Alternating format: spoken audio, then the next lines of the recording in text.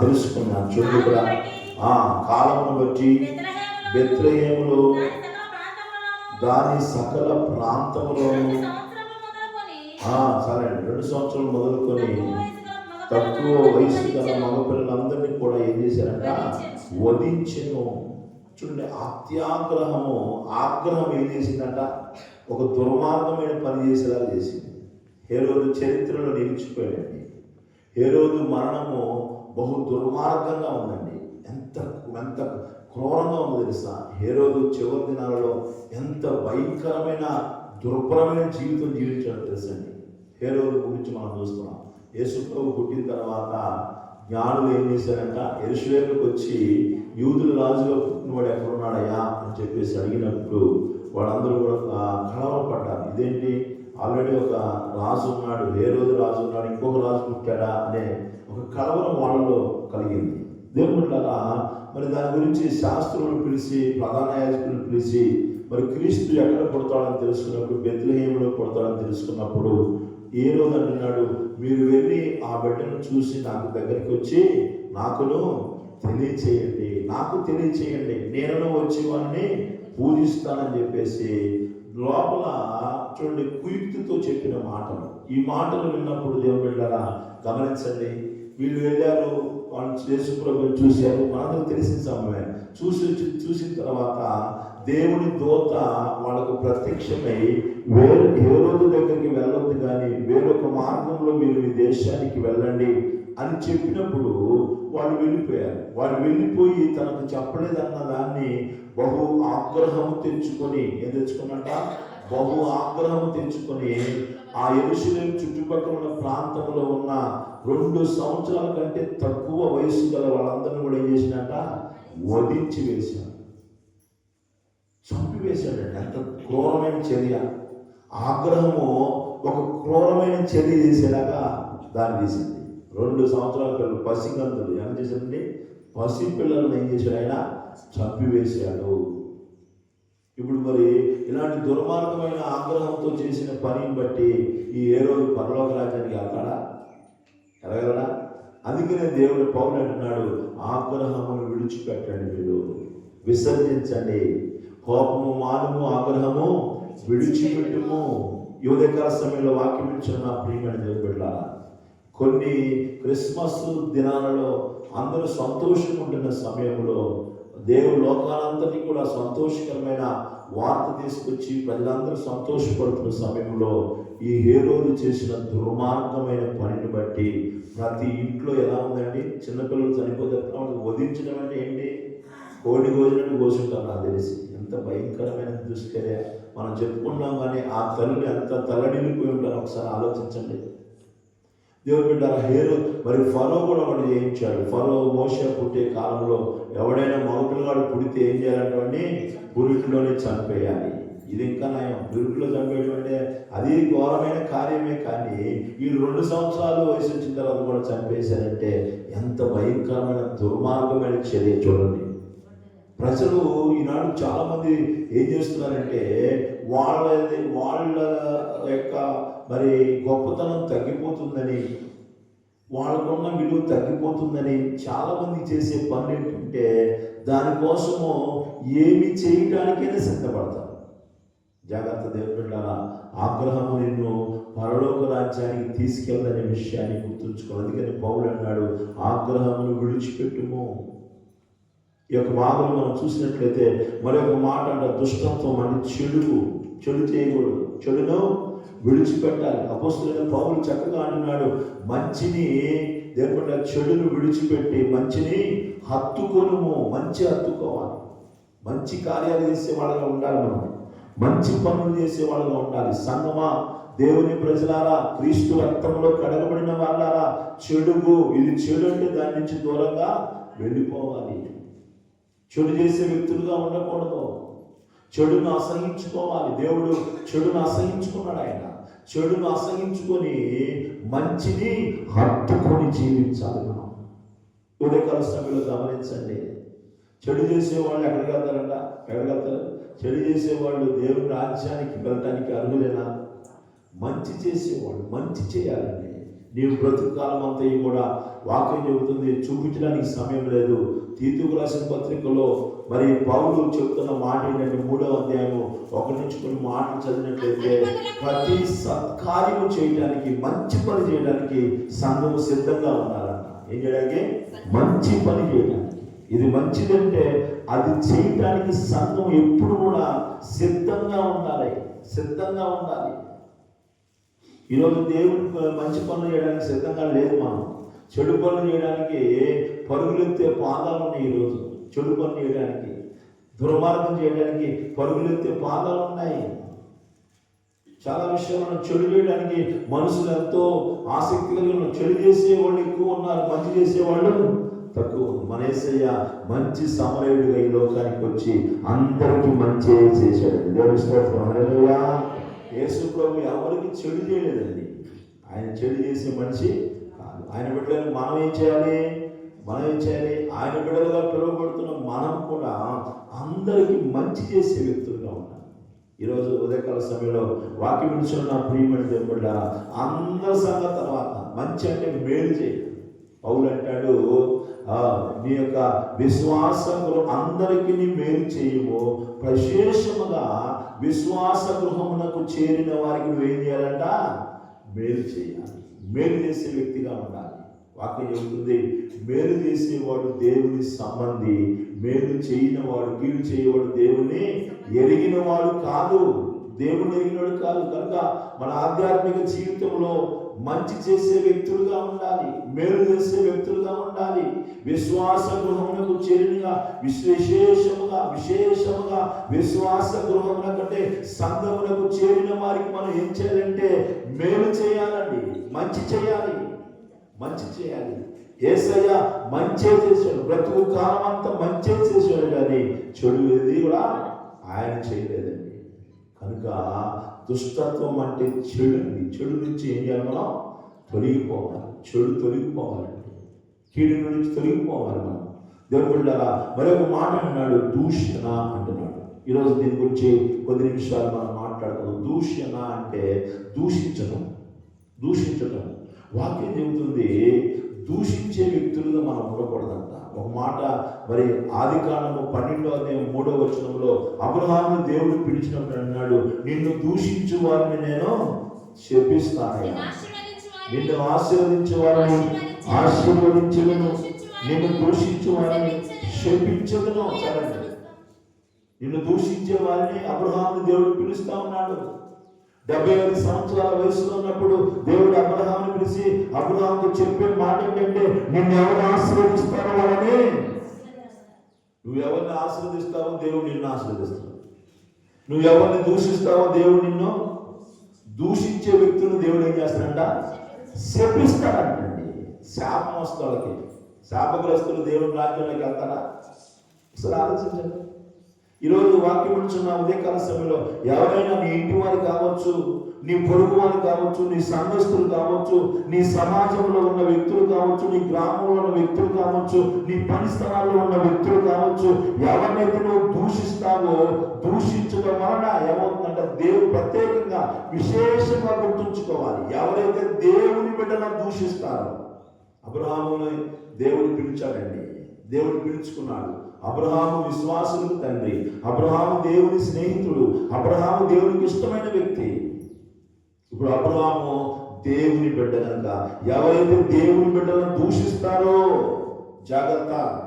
నా నోటికి వచ్చిందని అయితే నేను ఆయన్ని ఏమవుతుంది అనుకుంటే అది ఆయన ఏం చేయలేకపోవచ్చు. అబ్రహామా, ఒకవేళ అబ్రహాముడు ఎవరైతే దూషిస్తారో అబ్రహాము ఏం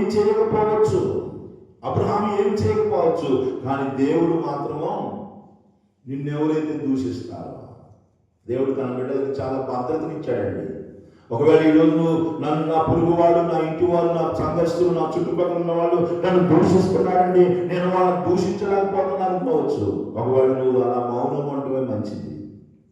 మౌనంగా ఉన్నట్లయితే ఎవరైతే నిన్ను దూషిస్తున్నారో వాళ్ళందరినీ కూడా, నిన్ను దూషించు వారిని నేను శపిస్తా. దూషిస్తా అంటలేదా, శపిస్తా అన్నాడు. శాపం మనిషిని నరకానికి తీసుకెళ్ళదండి. శాపం ఎక్కడ తీసుకెళ్ళింది?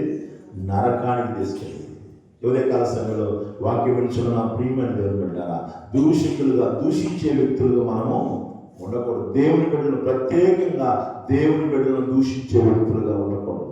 అది దేవుని బిడ్డలైనా సేవకులైనా దేవుని బిడ్డలారా జాగ్రత్త కలిగి ఉండాలి.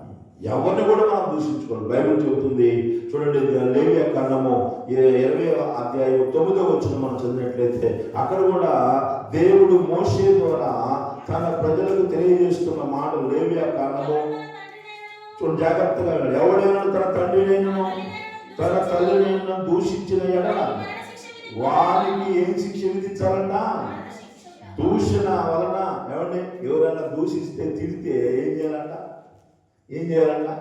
తల్లినైనా తండ్రి అయినా ఎవరైనా దూషించింది అనుకోండి, వాడికి ఏం కలగాలి? మరణశిక్ష. అంటే ఏంటండి అది? ఒకరిని చంపితే కానీ మరణశిక్ష, అంతేనా? ఒకరిని చంపితే కానీ, బహుఘోరమైన పాపం చేస్తే కానీ వాడిని చంపరండి. చిన్న తప్పులు చేశారనుకోండి ఫైన్ వేస్తారు. ఇంకా దానికంటే కొద్దిగా పెద్ద చేసిన అనుకోండి 5 నెలలు 6 నెలలు జైలు శిక్ష వేస్తారు. ఇంకా పెద్దలు చేసిన అనుకోండి సంవత్సరం వేస్తారు. ఇంకా పెద్దలు చేసిన అనుకోండి 5 సంవత్సరాలు 10 సంవత్సరాలు 20 సంవత్సరాలు అంటారు. ఇంకా చేసింది అనుకోండి ఇది యావజ్జీవం అంటారు. దాన్ని మించి చేసింది అనుకోండి వీడికి మరణశిక్ష. ఏంటి? మరణశిక్ష. ఒక వ్యక్తికి మరణశిక్ష చేయాలంటే సాధారణమైన విషయం కాదండి. ఎంత పాపం అయితే మరణశిక్ష వేస్తారు. క్షమించలేని నేరం అయితే మాత్రమే మరణశిక్ష వేస్తారు. కనుక ఈ ఉదయకాల సమయంలో వాక్యం వింటున్న ప్రియమైన దేవుని బిడ్డలారా, మా నాన్న ముసలోడు, మా నాన్న బలహీనుడు, మా అమ్మ ముసలిది, మా అమ్మ బలహీనురాలు, వాళ్ళని ఏమన్నా నన్ను ఏమి చేయలేదు. దేవుని కోర్టును నిలబడాలి. ఎవరైనా సరే నాకు బలం ఉంది, బలగం ఉంది, నాకు ఆస్తి ఉంది, నాకు ఐశ్వర్యం ఉంది, మా తల్లిదండ్రులు చాలా మరి తక్కువ స్థితిలో ఉన్నాడు అనుకుని ఎవడైనాను వాక్యం ఏం చెబుతుంది? ఎవడైనాను తండ్రినైనాను తల్లినైనాను దూషించిన ఎడల వానికి మరణశిక్ష విధించాలి. మరణశిక్ష అండి. అంత ఘోరమైన పాపం అయితే మరణశిక్ష వేయాలి. చూడండి, దూషించడం అనేది మరణశిక్షకు దారితీస్తా ఉంది. ఉదయకాల సమయంలో గమనించాలి. ఉదయకాల సమయంలో లేఖన భాగంలో 24వ అధ్యాయం కూడా లేవియా కాండము 24వ అధ్యాయము 16వ వచనం కూడా మనం చదివినట్లయితే అక్కడ యెహోవా నామమును దూషించువాడు మరణశిక్ష నొందవలెను, సర్వ సమాజం రాళ్ళతో అటు వాణ్ణి చావగొట్టవలెను. పరదేశీయ గాని స్వదేశీయ గాని యెహోవా నామమును దూషించిన ఎడల వానికి మరణశిక్ష విధించవలెను. ఏం చేయాలంట? యెహోవా నామమును దూషించు వానికి. దేవుణ్ణి దూషించేవాళ్ళు ఎలా ఉన్నట్లయితే కొన్ని కోపాలు, మనకి చాలా మంది కోపాలు వచ్చి దేవుణ్ణి కూడా దూషిస్తూ ఉంటారు. దేవుణ్ణి కూడా దూషిస్తుంటారండి. ఈ ఉదయకాల సమయంలో గమనించండి దేవుని బిడ్డలారా, దేవుడు అనండి అనండి, ఎక్కడ ఉన్న దేవుడు కనబట్టలేదండి, దేవుడు లేడు, దెయ్యం లేదు, ఏమి లేదనుకొని దేవుని నామాన్ని ఎవరైతే దూషిస్తారో వాళ్ళు ఏం చేస్తారంటే, వాళ్ళు ఏం చేయాలంట? వాళ్ళు తీసుకుపోయి కోటలో పెట్టాలా? వాళ్ళు తీసుకుపోయి మంచి ఉన్నతమైన స్థితిలో ఉంచాలా? లేదండి, మరణశిక్ష. సర్వ సమాజము ఎవడైనా కానీ, స్వదేశీ అయినా కానీ పరదేశీ అయినా కానీ, ఎవడైనా కానీ దేవుని నామాన్ని దూషించిన వ్యక్తిగా ఉన్నట్లయితే వాడిని ఏం చేయాలంట? సర్వ సమాజము రాళ్లతో కొట్టి చంపాలంటండి. ఎట్లా? రాళ్లతో కొట్టి. గురి శిక్ష అంటే కొంచెం కొట్టుకుంటారు. గురి శిక్ష అంటే రాళ్ళతో కొట్టడం అంటే, రాళ్ళతో కొట్టడం అంటే ఎంత క్రూరమైన మరణం అండి. రాళ్లతో కొట్టి, బైబిల్ చాలా మంది రాళ్లతో కొట్టి చంపబడ్డారు. దేవుని బిడ్డలారా గమనించండి, ఉదయకాల సమయంలో నాబోతు అనే ఆయనని అబద్ధ సాక్ష్యాలు పెట్టి దేవుణ్ణి దూషించాడు అని చెప్పి రాళ్లతో కొట్టి చంపేశారండి. నాబోతు గురించి ఆహాబు కాలంలో యెజెబెలు యొక్క కుట్ర వలన, యెజెబెలు కుట్ర చేసి భర్త చేయాల్సిన పని చేయకుండా ఇంట్లో పెత్తనం ఇచ్చింది ఆహాబు. కొన్ని కుటుంబాలను ఆడవాళ్ళకు పెత్తనం ఎత్తారు. పెత్తనం ఇచ్చి ఏం చేస్తారు తెలుసా? మగవాళ్ళని డామినేట్ చేస్తాం. డామినేట్ చేసి మా ఆయన ఏం లేదు, మా అత్తనేనే డామినేట్. ఇంట్లో డామినేట్ ఎవరు ఉన్నారు తెలుసా? భర్తకే ఉన్నారండి. కొంతమంది అక్కలు డామినేట్ చేస్తూ ఉంటారు. మా అత్తది ఏముండదు, నోరు మూసుకునే ఉంటాడు. డామినేటింగ్.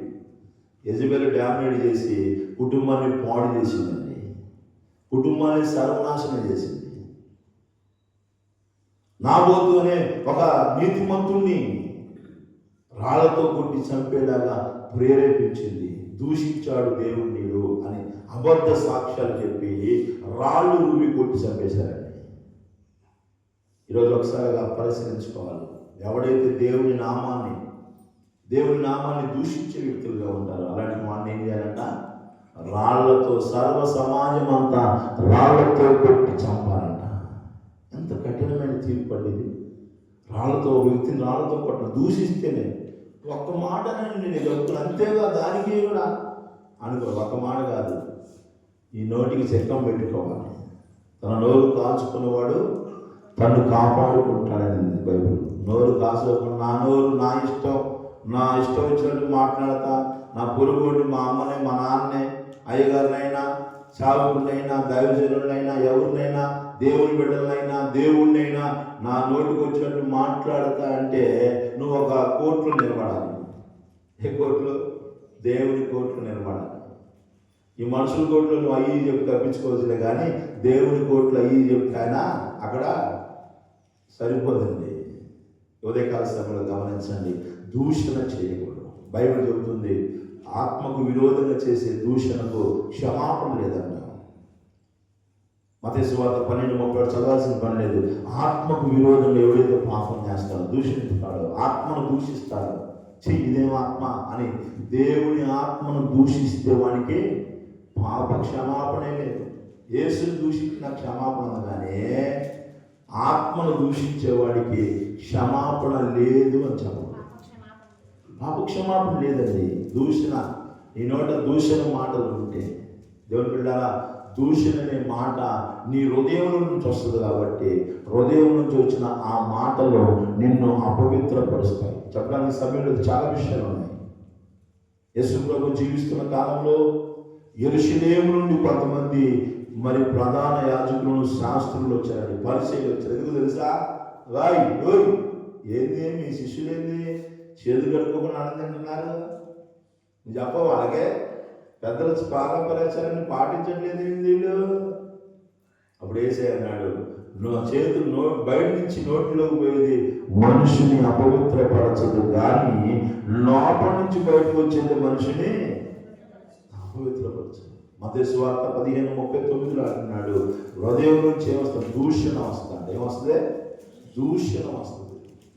దూషణ మాటలు. ఒకసారి ఆలోచించండి, ఎవరైనా మనల్ని ఏదైనా కోపం పెట్టారని, కోపం గొడవ జరుగుతుంది అనుకోండి, మనం ఆలోచించుకొని మాట్లాడటమా, లేకపోతే ఆటోమేటిక్గా వచ్చేస్తే ఏమండి రాసుకొని పోతాం మనం పేపర్లు ఏమన్నా. ఇప్పుడు ఒక సహోదరుతో ఏ పంపు దగ్గర, ఏ పని దగ్గర, ఏ బట్టల దగ్గర ఎక్కడో గొడవ వచ్చింది ఇంటి పక్కన చుట్టుపక్కల, వాళ్ళ ముందే మాటలు రాసుకుంటాం మనం, లేకపోతే ఆటోమేటిక్గా వచ్చేస్తే లా నుంచి ఏమండి ఇట తిట్టాలి, ఈ మాట అనాలి, ఏం రాసుకున్నా లోన ఆల్రెడీ ఏముంటే పొట్ట, లోన పొట్ట ఉంది, కదిలిస్తే చాలు సేవల పొట్ట బయటకు వచ్చినట్టే మాటలు వచ్చేస్తాయి కొంతమందికి. అందుకని యేసయ్య అన్నాడు, లోపల నుంచే ఈ మాటలు వస్తాయంట. ఎప్పటి నుంచి? ఎక్కడి నుంచి అంట? లోపల నుంచే దూషణ వస్తుంది. ఎవరైనా చరిత్రలో చూశారు? ఎవరైనా ఎవరితో గొడవ అయినప్పుడు ఈ మాటలు తెస్తాను రాసుకున్నాడు? ఎవరైనా నేర్పింది ఈ మాటని అంటారా? మనకు ఆల్రెడీ లోపల ఉన్నాయి. ఆటోమేటిక్ చిన్న గొడవ ఏంటంటే అది భర్తతో అయినా, ఆడబిడ్డతో అయినా, అక్కతోనైనా, మామతోనైనా, ఇరుగు పొరుగులతోనైనా ఏదైనా గొడవ జరిగితే ఆల్రెడీ లోపల నుంచి ముంచుకొస్తూనే ఉంటాయి మాటలు. దూషించే మాటలు. నా ప్రియమైన దేవుడు బిడ్డలారా, సిలువలో ఉన్న దొంగ కూడా ఏం చేస్తున్నాడంట? యేసయ్యను దూషిస్తాను. నువ్వేదో రక్షకుడు అన్నారు కదయ్యా, నువ్వు దేవుని కుమారుడు అన్నారు కదయ్యా, నువ్వు రక్షించుకొని మమ్మల్ని కూడా రక్షించని యేసయ్యను దూషిస్తామన్నాడు. ఇక్కడే మనకు అర్థమవుతుంది, దూషించినోడే నరకానికి వెళ్ళు, దేవుడికి భయపడ్డాడేమో పరలోకానికి వెళ్ళు. దేవుడు అన్నాడు, రెండో వాడిని ఏమన్నాడు? దూషించేవాడా, నువ్వు నాతో కూడా పరదేశంలో ఉంటావు అనడా? దూషించే వాళ్ళు ఎక్కడ పోతారు? నరకానికి పోతారు, పాతాళానికి పోతారు. దూషిస్తావని నిన్ను నీవు రక్షించుకో, మమ్మల్ని రక్షించయ్యా అంటున్నాడు. అప్పుడు పక్కన ఉన్నాడు, నువ్వు దేవుడికి భయపడవాలా? ఆయన ఎవరు అనుకుంటున్నావు? దేవుడు ఆయన దేవుడు. ఆయన పట్టుకుని ఆ మాట్లాడిన నువ్వు, నీకు భయం భక్తి లేదేరా నీకు? ఇప్పుడు దాకా దుర్మార్గమైన పనులు చేసినావు, ఇంకా నీ దుర్మార్గత విడిచిపెట్టవా నువ్వు? గద్దిస్తున్నాండి. యేసయ్యా నీకు ఒక రాజ్యం ఉంది, ఆ రాజ్యంలోకి వచ్చినప్పుడు నన్ను జ్ఞాపకం చేసుకోయ్యా. దూషించేవాడిని చూసి అయ్యా నువ్వు నా రాజ్యంలో రాలేదండి. ఎవడైతే దేవుడికి భయపడి మాట్లాడుతున్నాడు, నేడు నీవు నాతో కూడా ఎదురులో ఒకడేమో పర్లో కనుక్కున్న ఒకడేమో సెలవు మీద ఉన్నా కానీ వాడు దూషణ మాటలు కొంతమంది దూషిస్తూ ఉంటారండి. ఎక్కడున్నా దూషించడే వాళ్ళ పని. ఎక్కడున్నా కానీ స్నానం చేస్తున్నా, అన్నం తింటున్నా, పని చేస్తున్నా దూషించడే వాళ్ళ పని. కొంతమంది ఇప్పుడు దూషిస్తూనే ఉంటారు. జాగ్రత్త, ఎవరిని దూషిస్తున్నావు ఈరోజు నువ్వు? నీ తల్లినా, తండ్రినా, నీ సహోదరునా, నీ పొరుగువాడినా, సాగున్నా, దేవున్నా, ఎవరిని దూషిస్తున్నావు? దూషించే వాళ్ళకి ఏ విధంగా పరలోక రాజ్యం లేదు. జాగ్రత్త, నోరేం చేసుకోవాలి? నా నోరు నా ఇష్టం, నీ ఇష్టమే కాదు. ఇక్కడ నీ ఇష్టమే, ఇక్కడ నీ ఇష్టమే, అక్కడ నీ ఇష్టం కాదు. ఇక్కడ నీ ఇష్టమేనండి, అక్కడ నీ ఇష్టం కాదు. కుమారుడా, నీవు నీ బ్రతుకు కాలం అంతా నీ ఇష్టం వచ్చినట్టు నువ్వు జీవించావయ్యా. అక్కడ నడిచింది, ఇక్కడ నడవదు. ఎక్కడ నడవదు? దేవుని దగ్గర నడవదు. ఈరోజు మా ఇంట్లో నడుస్తుందిలే, మా సంఘంలో నడుస్తుందిలే, మా సమాజం నడుస్తుందిలే, మా గ్రామంలో నడుస్తుందిలే, మేము ఎట్ట వచ్చినట్టు మాట్లాడితే మా ఎట్ట వచ్చినట్టు మేము మాట్లాడతాంలే అంటే నీ ఇష్టానికి ఎదురే కష్టం ఉంటుంది. నీ ఇష్టానికి ఎదురయ్యే కష్టమో ఉంటుందండి. నీ ఇష్టానికి ఎదురయ్యే కష్టం. ఇష్టపడి ఇంట్లో నుంచి పోయింది ఆయన. ఎవరైనా కుమారుడు ఇంట్లో నుంచి పోయినాడు, ఇష్టపడి పోయింది. అక్కడికి ఏమైంది? అన్ని కష్టాలే ఎదురైనాయి. ఇష్టమైపోయాడండి, కష్టాలు ఎదుర్కొన్నాడు. మళ్ళీ దేవుడా రాముడా అనుకుంటే మళ్ళీ వెనక్కి దేవుడా అనుకుంటూ వచ్చేసింది. దేవుని ప్రజలారా, ఉదయకాల సమయంలో ఒకసారి మనం పరిశీలన చేసుకోవాలి. నీ ఇష్టానుసారం నడుచుకుంటున్నాము, నీ ఇష్టం వచ్చినట్టు మాట్లాడుతున్నాము, నీ ఇష్టం వచ్చినట్టు నువ్వు జీవిస్తున్నావు, నీ ఇష్టం వచ్చినట్టు నోటికి హద్దు అదుపు లేకుండా మాట్లాడుతున్నావేమో. జాగ్రత్త. దూషించే జీవితాలు నిత్యరాజ్యంలోనికి ప్రవేశంలో దూషణ అనేది నీ జీవితంలో దాన్ని విసర్జించుకోవాలి, తొలగించుకోవాలి, దాన్ని విడిచిపెట్టాలి. దేవుడు బిడ్డలారా, ఉదయకాల సమయంలో అపోస్తలుడైన పౌలు కూడా అంటున్నాడు, పూర్వం నేను అలాంటి వాడయ్యా. తిమోతికి రాసిన మొదటి పత్రిక 1:12 పూర్వము దూషకుడును హింసకుడును హానికరుడయ్యాడు. పూర్వం భయంకరమైన దూషణ మాటలు మాట్లాడాడు పౌలు. పూర్వం అది ఇప్పుడు పూర్వం అంటే ఏంటి? ప్రభువుని ఎరగకముందు, ప్రభువుని తెలుసుకోకముందు, ప్రభు ప్రత్యక్షత జరగకముందు, దేవుడి దగ్గర రాకముందు, దేవుడి మహత్యాన్ని తెలుసుకోకముందు, రక్షణ లేకముందు పౌలు ఏం చేశాడంటే దూషకుడుగా ఉన్నాడు, దుర్మార్గుడుగా ఉన్నాడు, హంతకుడుగా ఉన్నాడు, హానికరుడుగా ఉన్నాడు. కానీ ఇప్పుడు అలా లేదండి. నన్ను కనికరించాడు దేవుడు అన్న, నన్ను కనికరించాడు. దూషకుడిని నన్ను కనికరించాడు, హాని చేసే వ్యక్తిని నన్ను కనికరించాడు ఆయన. అనేకమైన విషయాలు ఉన్నాయి. చివరిగా మనం గమనించినట్లయితే దేవుని బిడ్డలారా, అంత్య దినాలలో పౌలు అంటాడు, తిమోతికి రాసిన 2వ పత్రిక 3వ అధ్యాయము, అంత్య దినాలలో దూషికులు ఉంటారట. ఎవరుంటారట? దూషికులు ఉంటారట. 3:2 చదవడం ముగించుకున్నాం. ఎలాగనగా మనుషులు స్వార్థప్రియులను, ధనాపేక్షులను, బెంకములాడువారును, అహంకారులు. ఎవరంట? దూషకులు. చాలండి, దూషకులు. ఎవరంట? అంత్య దినాలలో. అబ్బాయి తిమోతియా, నువ్వు తెలుసుకోవాలయ్యా, అంత్య దినాల్లో మనుషులు ఎలా ఉంటారు తెలుసా? మనుషులు ఎలా తయారవుతారో తెలుసా?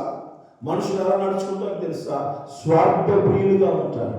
బింకములాడేవారుగా ఉంటారు, అవిధేయులుగా ఉంటారు. ఎలా ఉంటారంట? అవిధేయులుగా ఉంటారంట. మనుషులు దూషకులుగా ఉంటారంట. ఎట్లా ఉంటారంట? చక్కని మాటలు, కృతజ్ఞత లేని వారిగా ఉంటారంట. తల్లిదండ్రులకు అవిధేయులుగా ఉంటారంట. ఎక్కడ చూసినా, ఏ తల్లి చూసినా, ఏ తండ్రి చూసినా, మావాడు మా మాట వినట్లేదండి, మావాడు మా మాట వినట్లేదు. ఏడ్చే కుటుంబాలే ఉన్నాయి, చాలా కుటుంబాలు. అంత్యదినాల్లో జరిగే స్థితిది. అంత్యదినాల్లో దూషకులు ఇప్పుడు దూషిస్తున్నారంటే అర్థం ఏంటి? అంత్యదినాల్లో మనం ఉన్నాం. దూషించబడుతున్నావా, దూషిస్తున్నావా? ఒకసారి ఆలోచించండి. దూషించే వ్యక్తిగా ఉంటున్నావా, దూషించబడుతున్నావా? యేసుప్రభు దూషణ పొందుకున్నాడు. దూషించే వ్యక్తిగా నువ్వు ఉన్నట్లయితే దేవుని ప్రజలారా, నీవు నిత్య రాజ్యానికి ప్రవేశానికి అర్హురాలు కాదు. కనుక అలాంటి దూషణ మాటలు మన నోట ఉండకుండా, దూషణ అనేది మనం ఏం చేయాలంట? విసర్జించాలి. భర్తను కానీ, భార్యను కానీ, పిల్లలను కానీ, విరుగు పొరుగు వాళ్ళని కానీ, సంఘస్థులు కానీ, మరి ముఖ్యంగా దేవుని బిడ్డలు కానీ. దేవుని బిడ్డలను దూషిస్తే ఏంటంట? మరణ శిక్ష. దేవుని బిడ్డలను దూషిస్తే, దేవుని నామాన్ని దూషిస్తే, అబ్రహాం అంటున్నాడు, అబ్రహామా నిన్ను దూషించేవారు నేను శపిస్తాను. అలాంటి వ్యక్తులుగా మనం ఉండకుండా, దూషకులుగా మనం ఉండకుండా, దేవుని బిడ్డలారా, దేవునికి ఇష్టలుగా మనం జీవించాలి. దూషణ అనేది విడిచిపెట్టాలి, విసర్జించాలి. అటువంటి కృపను ప్రభు మనకు దయచేయను గాక. దేవుడి కొద్ది మాటలు మనందరి వినికిల్లో దీవించును గాక. ఆమేన్.